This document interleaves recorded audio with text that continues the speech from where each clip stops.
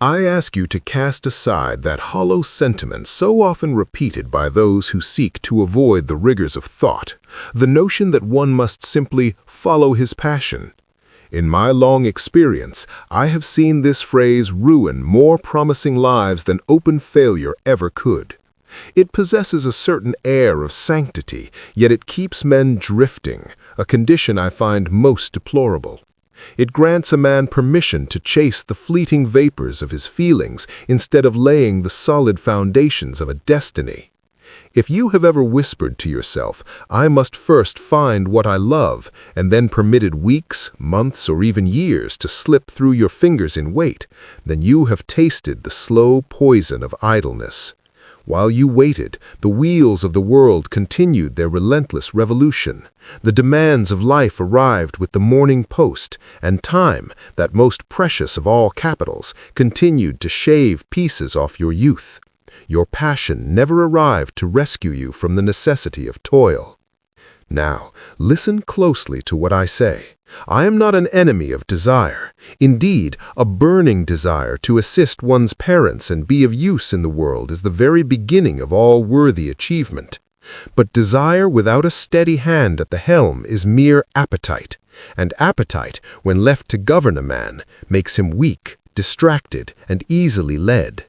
Most men do not suffer in this life because they lack a natural gift or talent. They suffer because they lack a principle, a law of life.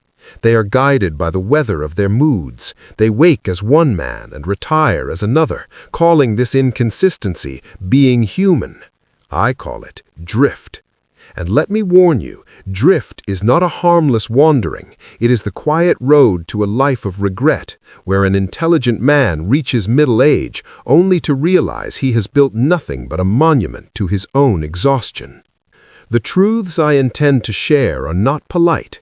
They do not seek to flatter your vanity or offer the comfort of the status quo. They cut. But I assure you, the cut is an act of mercy, for it stops the infection of mediocrity before it spreads through your entire existence. If you possess the courage of your ancestors, the weavers and pioneers who built our civilization, I will give you 7 principles that the crowd avoids because they would rather be liked by their neighbors than be free in their souls. These are not instructions for the unthinking mass. They are the laws of command for the man who intends to be a master of his own affairs. Before I speak the first, let me ask a question that will expose your true habits of mind. How many times have you changed your course simply because you didn't feel it anymore? How many times have you abandoned a plan because the first blush of excitement had died away? This is precisely why the advice to follow your passion is a snare. Passion is like the weather. It shifts with the wind. If you follow it, your life becomes a series of frantic beginnings that never see the harvest. You will become a man who is addicted to the thrill of the start, yet allergic to the divine discipline of the finish. Here is the honest secret. The world does not reward your internal passion. It rewards value. It rewards service. It rewards the man who can be depended upon when he is weary, unpraised, and misunderstood. The man of true success is not a slave to his fluctuating emotions. He uses them as fuel, but he never takes orders from them. He possesses a chief aim that stands like a steel beam through every season of his life. That is why some men become powerful even when the world strikes them hard, because their purpose remains even when their feeling has vanished. They do not wait for the spirit to move them. They act, and the spirit follows their lead. I must warn you, these principles will attack the excuses you have used to shield yourself from the bracing air of discomfort. They will expose the difference between a mere wish for wealth and a decision to earn it through service. One of these principles will force you to admit that you have been romantic about life instead of responsible for it.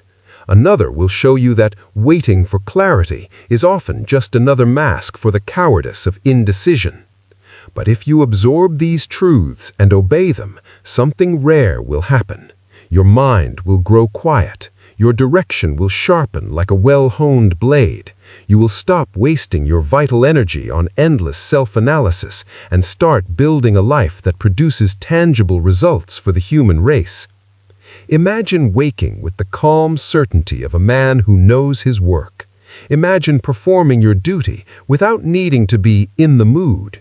Imagine having a purpose so definite that the distractions of the world lose their power over you. That is what these 7 principles offer, not because they are pleasant, but because they are true. And truth has a strange effect on a man.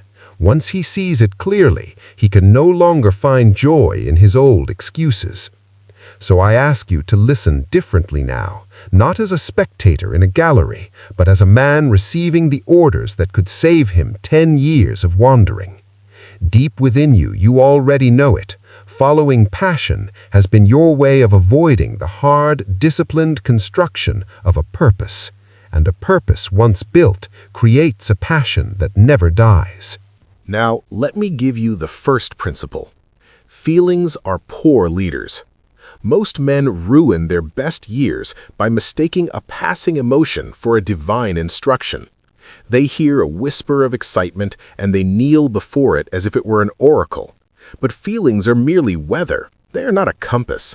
They shift with your fatigue, your company, or the day's successes. To build a life on feelings is to build a fortress on the shifting sands of the sea.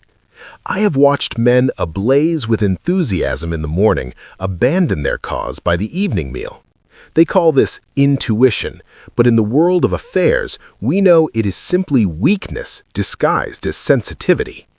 No man can sustain a steady advancement while changing his orders every time his mood shifts. The mind that serves a high ambition must be ruled by purpose, not by pleasure. Desire, when rightly understood, is raw power, a current of energy. But that current must be directed through the will, or it will scatter into the pursuit of appetite and distraction. The undisciplined man treats a desire as a permission to act. The disciplined man treats it as the raw material to be shaped into a lightning deed. He converts feeling into fuel. He extracts from excitement a single command: proceed. Most men confuse a burst of enthusiasm with a sense of direction. They spend years chasing the emotion of inspiration, and when it fades, as it must by the very laws of nature, they interpret that fading as a sign to change their course. This is why the world is crowded with men who have started a dozen enterprises and finished none. A man who follows his passion restarts his life every few years. He trades permanent progress for the cheap thrill of novelty. If you look closely at his history, you will find only a trail of abandoned beginnings. He tells himself he is evolving, but he is merely circling the same drain. The disciplined man is of a different breed. He knows that it is the progress itself that creates the passion, and that obedience to duty generates the highest emotion. The weak wait for the feeling before they act. The strong act until the feeling follows. All great builders of empires know this law. Thomas Edison endured thousands of failures in the dark before the light obeyed his command. Henry Ford persisted through ridicule before the world rode in his vision. I myself worked 16-hour days in the heat of a factory long before I ever saw the first glint of an empire. We were not sustained by excitement, we were sustained by a decision. A man who waits to feel ready before he acts will wait until old age makes readiness an impossibility. Readiness is the reward of effort, not the condition for it. Those who act without it create readiness by the sheer force of their will. This is why the world respects the man who obeys his purpose even when he is uninspired. There is a quiet dignity in constancy. Each time a man retreats because he does not feel like it, he reinforces a habit of slavery to his own moods. He tells his subconscious mind that emotion outranks decision. Over time, the inner voice that should command becomes a voice that begs. He loses trust in himself, for he knows he cannot rely on his own word once the inspiration dies. Ignoring your feelings and obeying your purpose will save you a decade of false starts. Each time you resist a mood, you harden the muscle of your mastery. Those who yield to emotion repeat the same year forever. Those who master it can live a lifetime of achievement in a single decade. Consider the sculptor. The first weeks bring excitement, the next bring only the monotony of the chisel. But somewhere beyond that boredom lies excellence. He becomes so absorbed in his obedience to the work that the work itself becomes his joy. Emotional obedience leads to instability and a life of regret. When a man builds only when inspired, his days have no structure. He rises unsure of who he will be.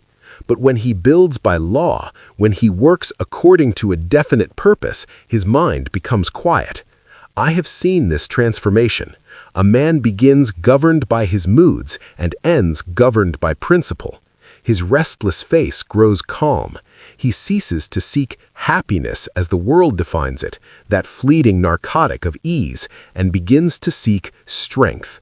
Happiness is a guest that comes and goes. Calm is a resident. Choose the calm of the man who has mastered himself. Let this be your first time-saving law. Discipline outlives passion.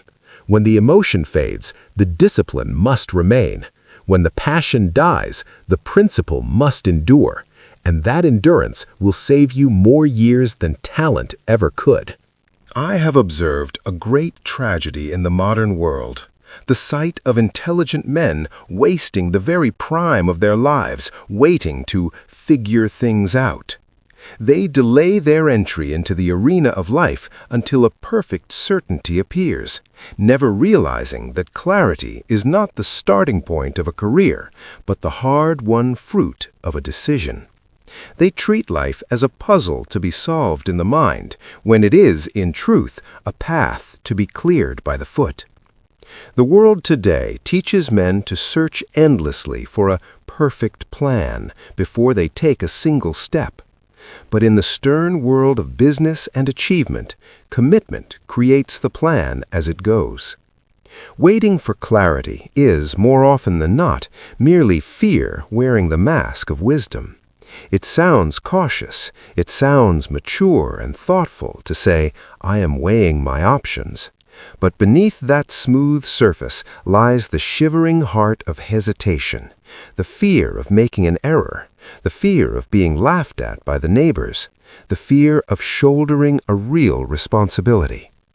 Men comfort themselves with the illusion that they are thinking things through, when they are actually avoiding the bracing discomfort of a final decision.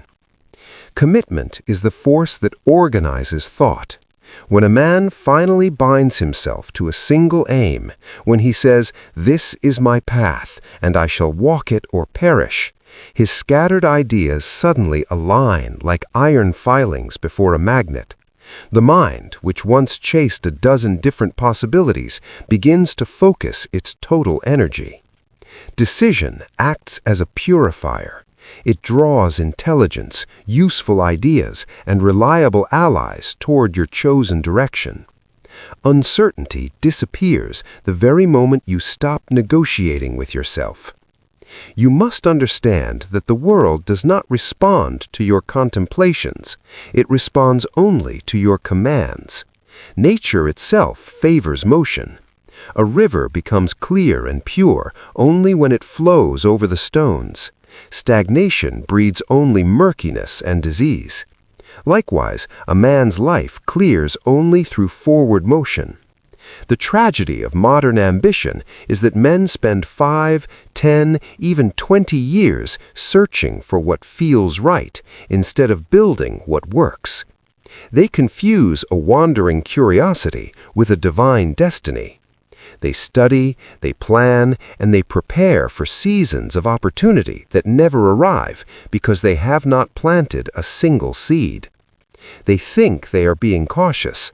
I tell you, they are drifting. The man who achieves an empire commits first and refines his methods later. He chooses a direction and learns through the grit of engagement. He understands that progress corrects itself faster than theory ever could. When he acts, even his mistakes reveal the right path by showing him where not to tread.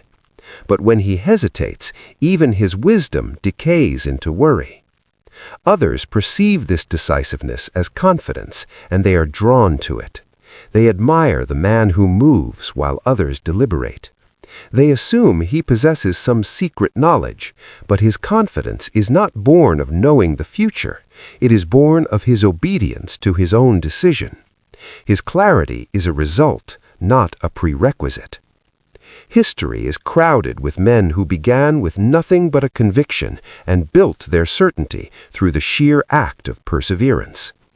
When my friend, Dr. Gonzalez, decided he would raise $1 million to build a college, he had neither a detailed plan nor the necessary resources. But his decision organized his speech, fueled his faith, and opened the doors of opportunity. His commitment shaped his clarity. Indecision, conversely, multiplies confusion. Every option you keep open is an unpaid debt to your mind. Each day spent balancing alternatives drains your willpower until you are too exhausted to act on any of them. A decision, once made, liberates your energy. Commitment collapses the chaos of maybe into the focus of must. Clarity is a reward, not a requirement. The man who acts without waiting for proof gains it by the experience of his own hands. He sees farther because he has walked forward and gained the higher ground. Those who stand still to think find that thinking without movement becomes a form of sickness. Commitment saves decades of hesitation. The man who decides and acts learns 10 times faster than the man who debates. Life reveals its secrets only to those who engage it. The mind, once trained to move despite uncertainty, becomes sharp and capable. Responsibility sharpens the intelligence. Indecision dulls it until the blade is useless. I charge you to affirm these truths daily. I commit first and let clarity follow. I move while others wait. I choose a path and I make it right through my own perseverance. Movement produces understanding. When you embrace responsibility, fear loses its disguise. The man who carries the weight of a great task learns the strength of his own spine. The man who avoids the weight grows fragile and fretful. Remember this second law: movement produces understanding. Do not waste another decade of your life waiting for a perfect map. Start walking. The path itself will teach you what no theory ever will. Now, let us consider the third principle. Discipline is more valuable than talent. Every generation seems to worship the talented man, but every lasting empire is built upon the disciplined man. Talent is admired because it dazzles the eye for a moment, but discipline is respected because it endures the test of time. Talent excites envy in others, but discipline commands their trust. The truth, as I have found it, is that talent without discipline creates only frustration and a brilliant failure. Discipline without great talent, however, still produces substantial achievement. The man who can govern himself will always surpass the talented man who can only entertain himself. I have known many brilliant men whose intelligence was like a flash of lightning, bright, startling, and brief. They spoke of their plans with a genius that was quite remarkable. They began their works with a great force of energy, and then they vanished behind a cloud of excuses. They lived by mood, not by method. Their potential was extraordinary, yet their results were quite ordinary. They mistook their natural gift for a guarantee of success. And as the years passed, their brilliance became less and less useful because it was never governed by a steady will. The disciplined man does not depend on the mood of the morning. He understands that reliability is far more precious capital than brilliance. He builds his character as carefully as a stonemason builds a wall. He trains himself to act when he is weary, to continue when he is unpraised, and to persist when his progress is entirely invisible to the world. This quality transforms ordinary effort into extraordinary influence. Discipline builds a man's identity. Each act of self-control is a vote for the man he intends to become. Over time, the man who obeys his schedule more than his impulses begins to believe in his own word. That belief is a power that money cannot buy. He no longer hopes he will follow through on a task, he knows he will. His confidence is built on the iron evidence of his past actions. Society, though it may not admit it, depends entirely on disciplined men. Every system that functions, every bridge that spans a river, every invention that serves the common good rests upon some individual who did what had to be done long after the excitement of the idea had disappeared. The crowd praises creativity, but it survives by constancy. The world is a safe and prosperous place only because some men refuse to drift. The disciplined man becomes reliable, and in the world of affairs, reliability is the ultimate power. Men trust him because he does not change with the shifts in the weather. He fulfills his obligations without the need for supervision. His word gains weight in the counting house and the community alike. In a world that might forgive a delay, but will always despise unreliability, he becomes indispensable. This is how discipline compounds itself invisibly. It builds a reputation that opportunity simply cannot ignore. I have seen it happen 1,000 times. One man begins with talent, and another with simple consistency. A few years later, the consistent man is the leader, and the talented man is his clerk. The world rewards those who finish what they start, not those who start what they cannot finish. Talent may begin the race, but only discipline completes it. Most men quit when the novelty of a task fades. They believe that the loss of excitement means the work has lost its value. In truth, it means the training has finally begun. Progress hides behind the veil of repetition. Those who continue discover that the effort made after boredom sets in counts for double in the building of character. Discipline removes the necessity for motivation. A man who depends on motivation must negotiate with his own weakness every single day. But the disciplined man acts automatically. Habit has replaced the need for an argument. He wastes no energy convincing himself to do what he has already decided must be done. You can save 20 or 30 years of wasted potential by replacing your reliance on inspiration with a reliance on structure. Those years are lost by men who start and stop, living in a constant cycle of enthusiasm followed by fatigue. The disciplined man eliminates this cycle. He does not wait to feel capable. He works until capability becomes his very identity. Consider the life of a man like Charles Schwab, who rose from a simple laborer in the steel mills to be one of the most powerful men in industry. He was not born to privilege, nor did he possess a unique genius of invention. What he possessed was an absolute obedience to effort. He understood that enthusiasm was worth nothing unless it was organized into a routine. Discipline turned his natural ability into an empire of steel.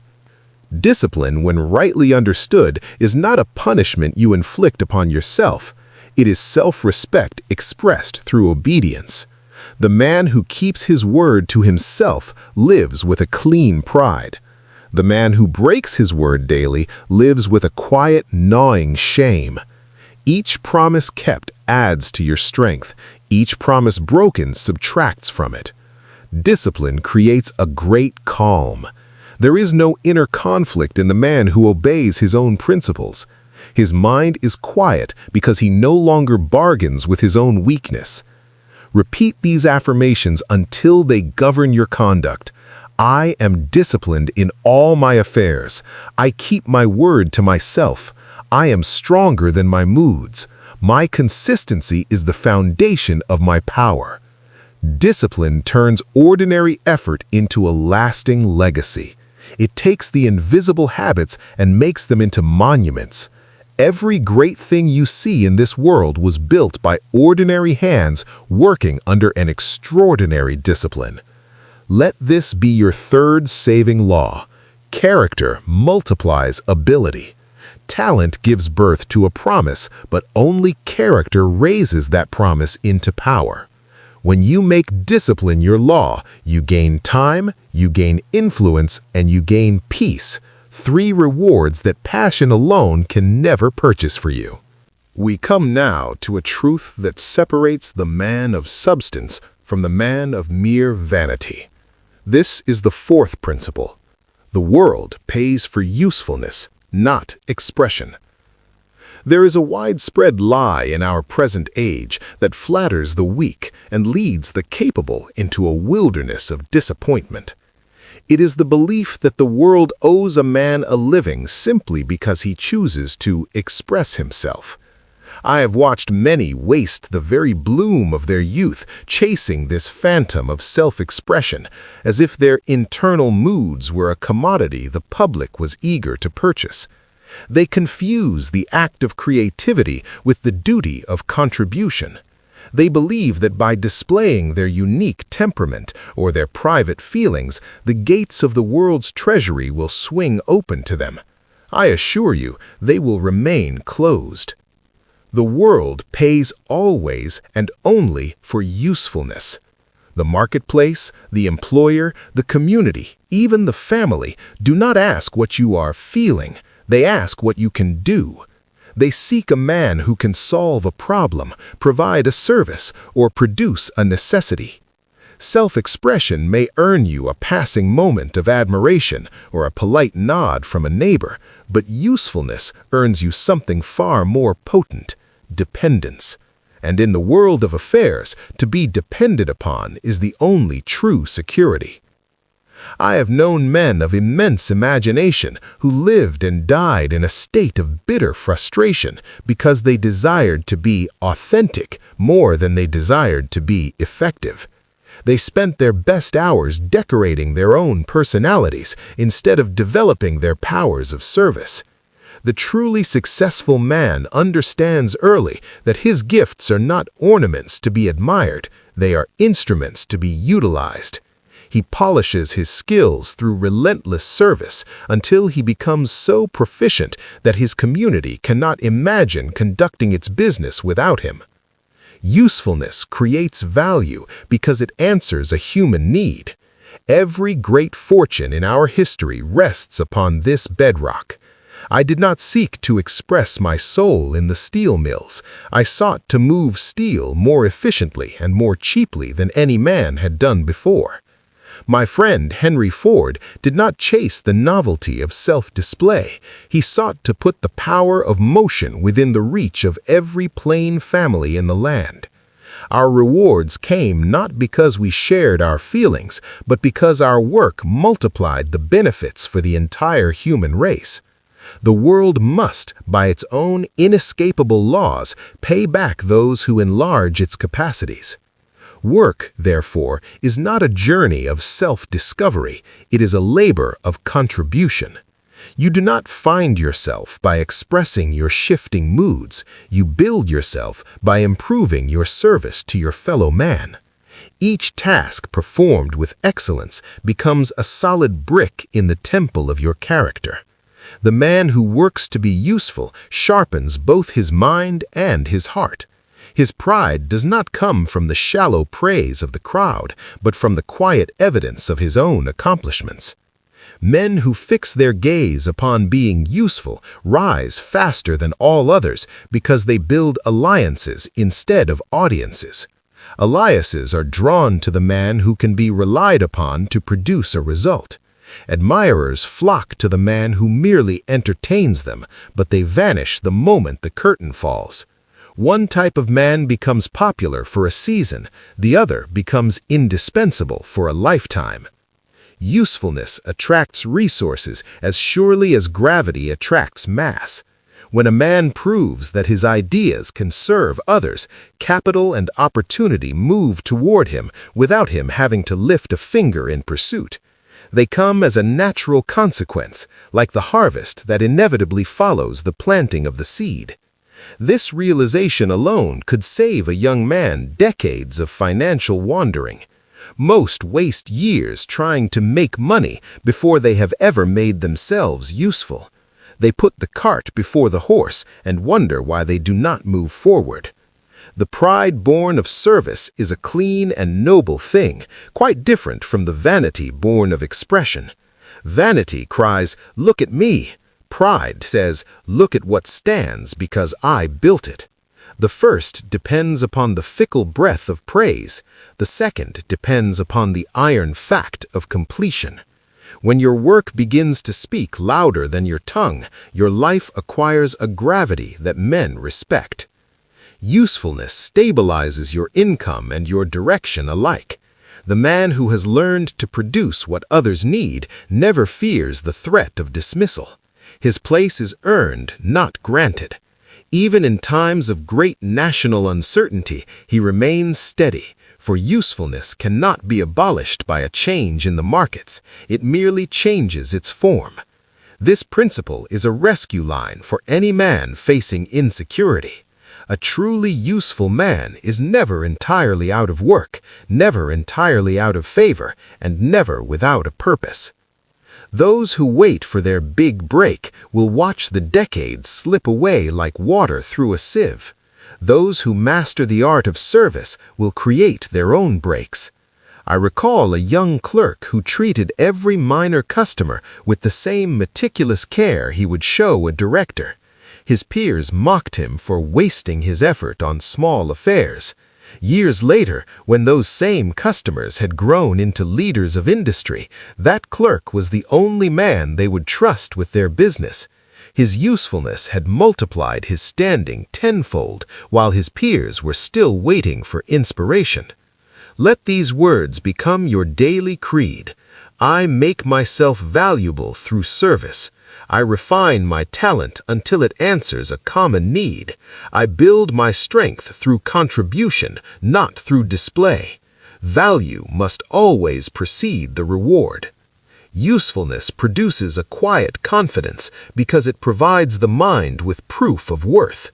The man who knows he can deliver a result does not need to beg for approval. His security is inward. Self-absorption, by contrast, breeds a constant and gnawing insecurity, for it depends upon the continuous reassurance of others. To serve is to stand on solid ground. Remember this fourth law, which will save you uncounted years of vanity. Value precedes reward. If you will make yourself useful, life will make you prosperous. If you make yourself merely expressive, life will make you decorative and ultimately forgettable. We must now confront a truth that many find bitter to swallow, yet it is essential for the man who intends to rise. This is the fifth principle. Comfort is the most expensive drug on earth. In my journey from the bobbin boy's bench to the council rooms of industry, I have observed a poison that wears a most deceptive smile. It speaks in a soft, enticing whisper. It tells a man that he deserves rest, that he has toiled enough for one day, and that there is a special virtue in ease and moderation. This poison does not strike a man down with a sudden blow. It sedates him slowly, like the mist that settles over a valley at twilight. That poison is comfort. And I tell you with all the earnestness of my soul, comfort, though it appears harmless, is the most expensive drug on earth. It steals from a man what no amount of gold can ever repurchase: his urgency, his sharp edge, his hunger, and his irreplaceable years. Men do not fail in their grand designs because they lack the capacity to achieve them.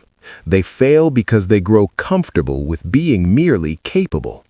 They begin their youth burning with a feverish ambition to improve their lot and the lot of their families, but then success itself, even a modest success, lulls them into a deep sleep. Comfort persuades them to trade expansion for preservation, to trade excellence for mere convenience, and to trade the growth of their spirit for the safety of the parlor. The most dangerous prison a man can ever build for himself is a soft life that requires nothing of his character. Ease is the enemy of the will. Each time a man chooses the lighter path because it is more pleasant, he teaches his mind that comfort outranks conviction. He may call it balance or self-care, but in the stern language of achievement, it is self-abandonment. The muscles of effort, both mental and moral, atrophy from disuse. One small compromise with ease soon becomes a habit, and habit soon becomes an identity. Before long, that man is no longer choosing comfort. Comfort is choosing for him. It disguises itself as wisdom, yet it is the thief of his legacy. The world is quick to praise the man who takes it easy, who does not push too hard against the current, and who has found peace. They do not realize that peace without progress is not peace at all. It is merely numbness. Balance is only noble when it serves a higher purpose. Otherwise, it is simply camouflage for the fear of exertion. A life designed primarily to feel good is a life that ends without ever having done good. Discomfort, on the other hand, is the very soil in which capacity grows. Growth begins precisely where comfort ends. A man who deliberately seeks the harder road expands the boundaries of what he can endure, what he can accomplish, and, most importantly, who he is. Pain is not an enemy to be fled.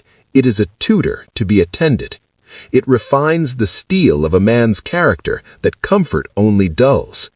Every test you pass increases your range of action. Every difficulty you master enlarges your very being. I have never known a single man who reached a position of greatness without the application of pressure. It is heat that hardens the steel, not the shade of the tree. It is the struggle that forges the character, not the serenity of the garden.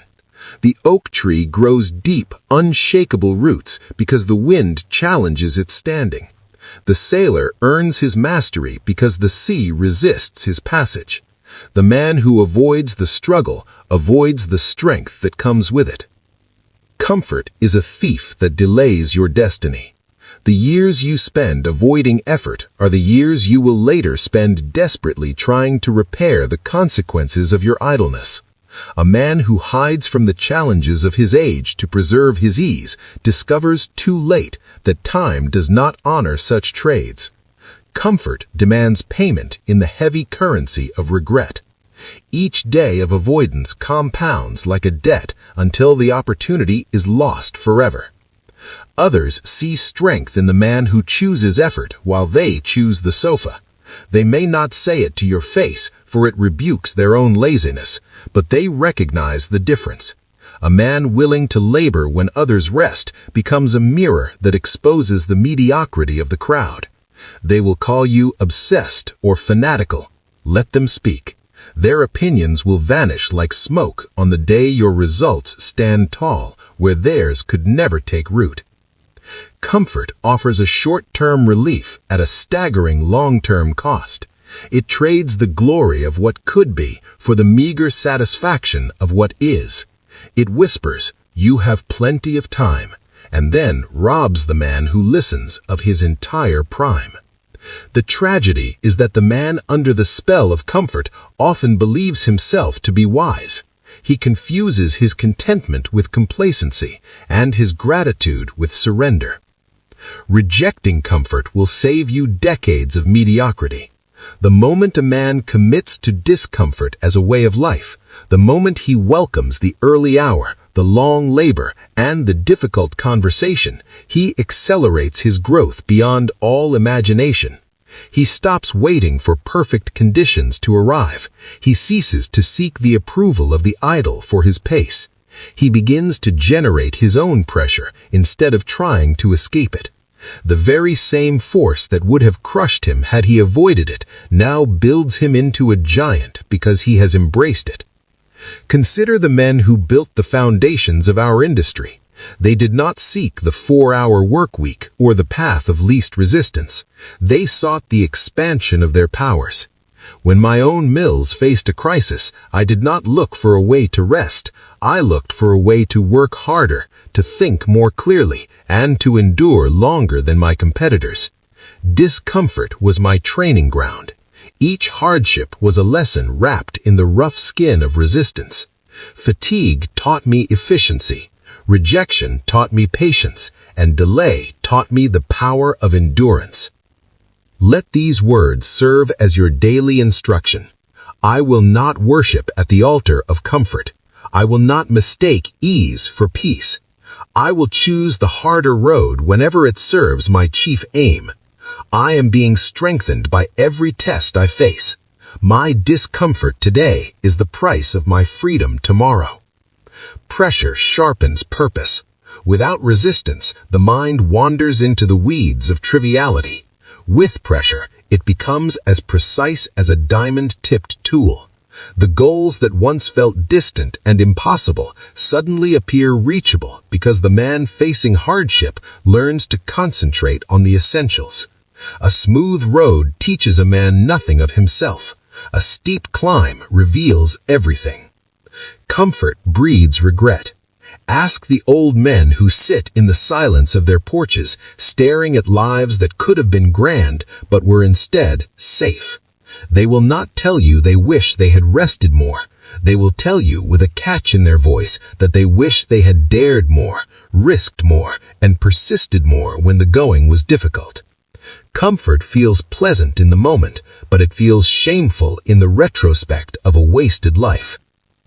Ease delays greatness. The man who postpones effort also postpones the rewards that only effort can purchase. Every great enterprise in human history began with the discomfort of a few men and ended in the mastery of an age.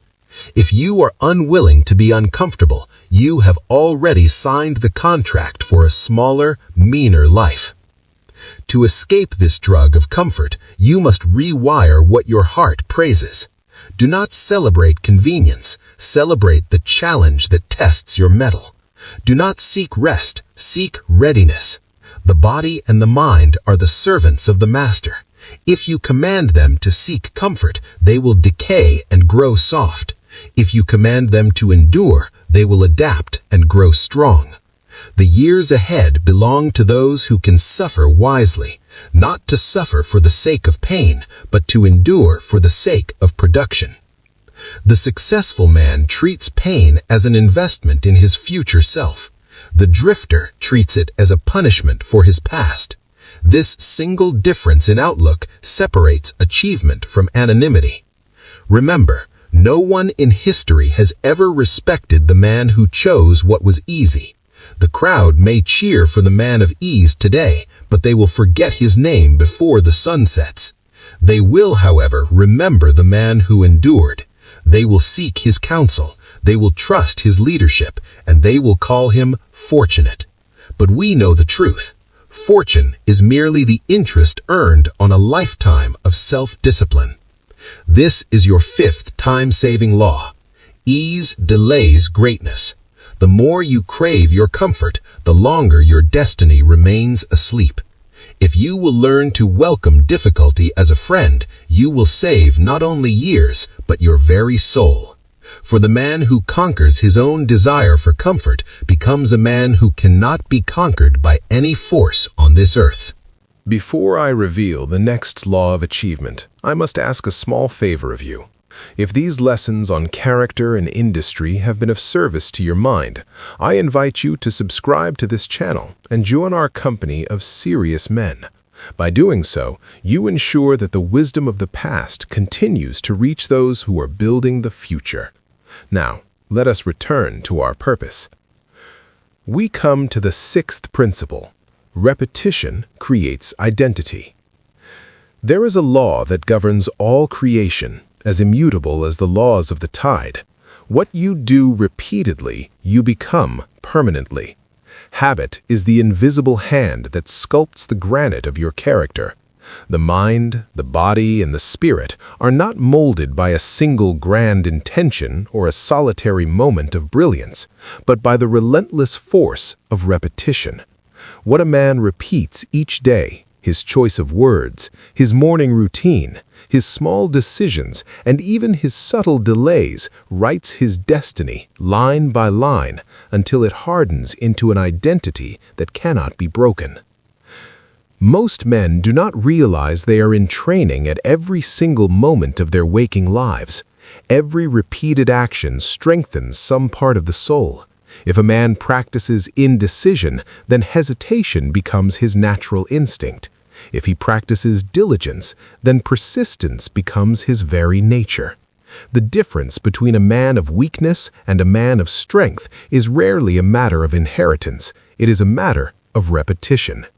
When you perform an act, the world witnesses your performance but once, but your subconscious mind, that faithful servant, witnesses it every time. The subconscious mind cannot resist the power of habit. It accepts repeated commands as the ultimate truth. It assumes that whatever is repeated must be of the highest importance and therefore must be obeyed without question. A man's daily routines and his quiet disciplines are the orders he issues to his deeper self. Habit defines destiny because habits are the quiet, invisible architecture beneath every triumph and every failure. A man may declare his intentions to be noble, but it is his daily repetition that reveals what he truly believes in his heart. Repetition installs belief faster than any amount of reasoning ever could.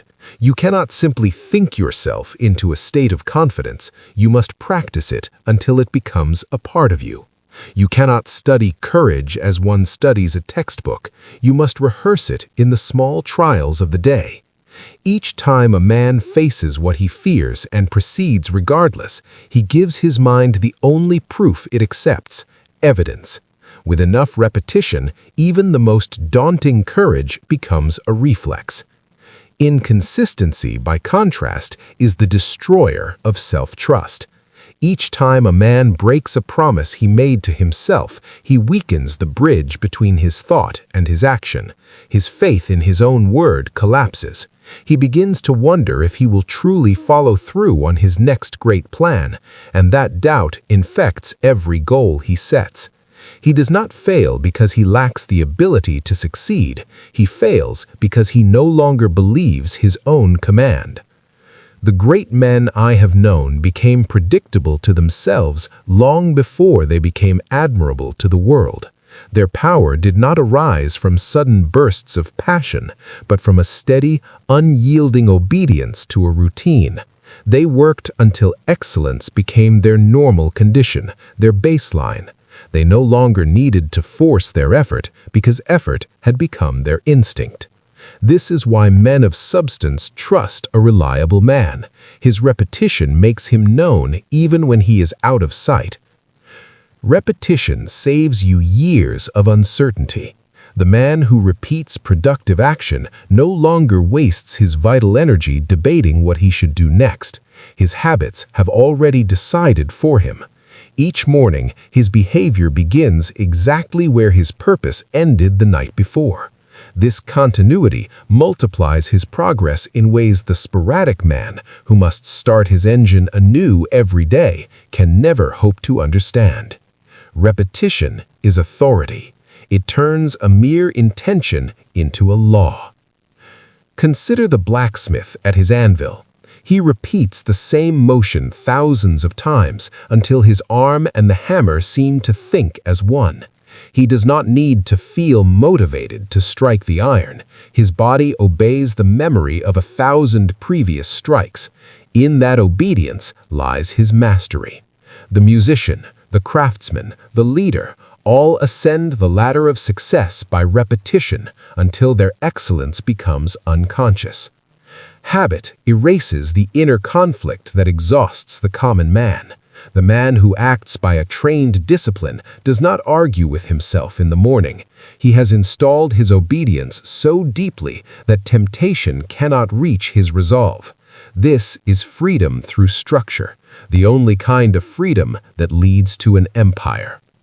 I charge you to repeat these affirmations until they are no longer spoken, but lived. I repeat only what strengthens my character. I am consistent in my thoughts and my deeds. My habits are the creators of my identity. I become exactly what I practice every day. Identity solidifies through repetition because every repeated act carves a belief into the mind. The man who insists on excellence long enough eventually ceases to try to be excellent. He simply is excellent. The man who indulges his weakness long enough ceases to resist it. He simply is weak. The difference is not willpower, but the practice of the days. Repetition removes the sting of fear. The first time a man faces a hardship, he trembles. The 10th time, he endures. The 100th time, he commands the situation. This principle will save you uncounted years of wandering. Stop searching for new tricks or secrets and start mastering the old hard truths through repetition. The mind craves novelty, but power belongs to constancy.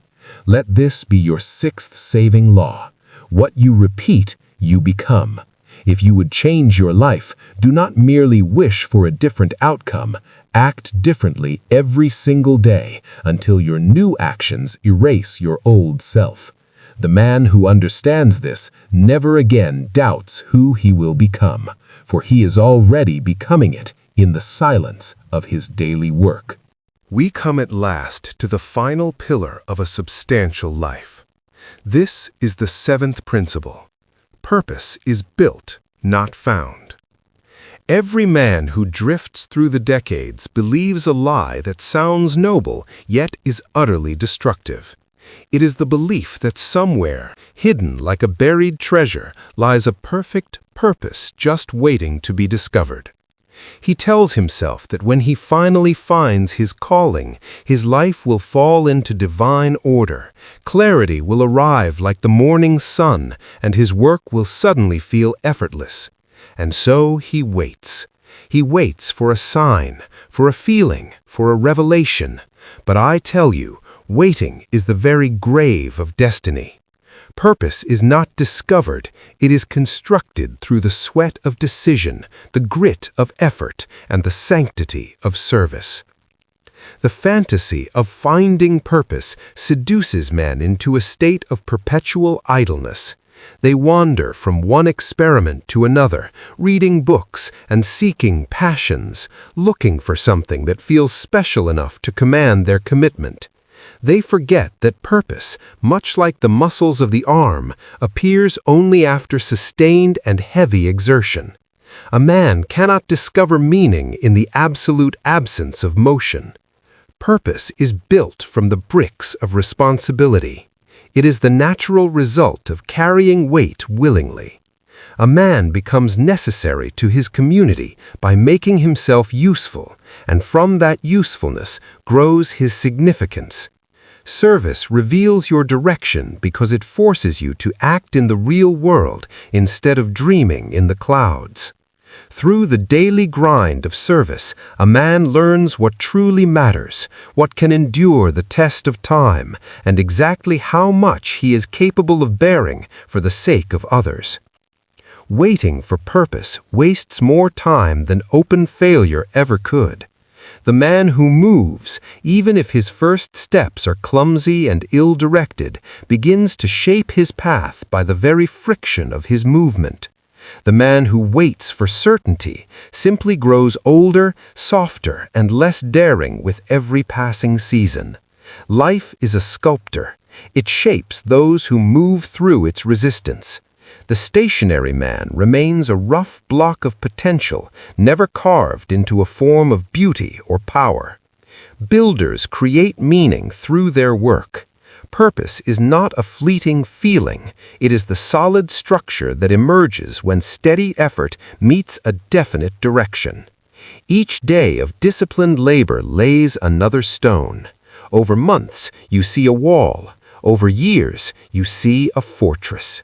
When a man of achievement looks back, he realizes that his purpose was not something he stumbled upon in the woods. It was something he built with his own 2 hands, day by weary day. Others respect the man who constructs his purpose, for he stands upon the evidence of his results. His work speaks with an authority that his tongue never could. He is not a dreamer of dreams, he is a definer of reality.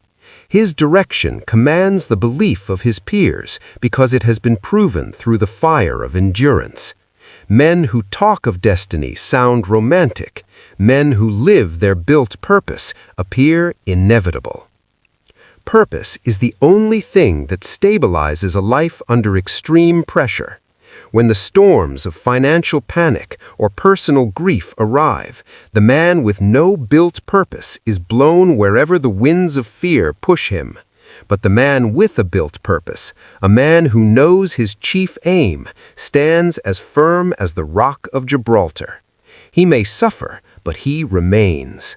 The storm does not uproot him, it merely refines the structure he has built. Purpose survives long after the passion has faded into the night. The man governed by feelings abandons his post when the excitement dies. The man governed by purpose continues, knowing that meaning deepens only through the labor of the middle years. He no longer needs the crutch of inspiration. He is inspired by the sheer fact that his life is being built into something that will outlast his own breath. This single principle can rescue you from a lifetime of wandering. If you feel lost, stop searching for a feeling and start building a service. Build a business, build a family, build a library, build a reputation for absolute integrity.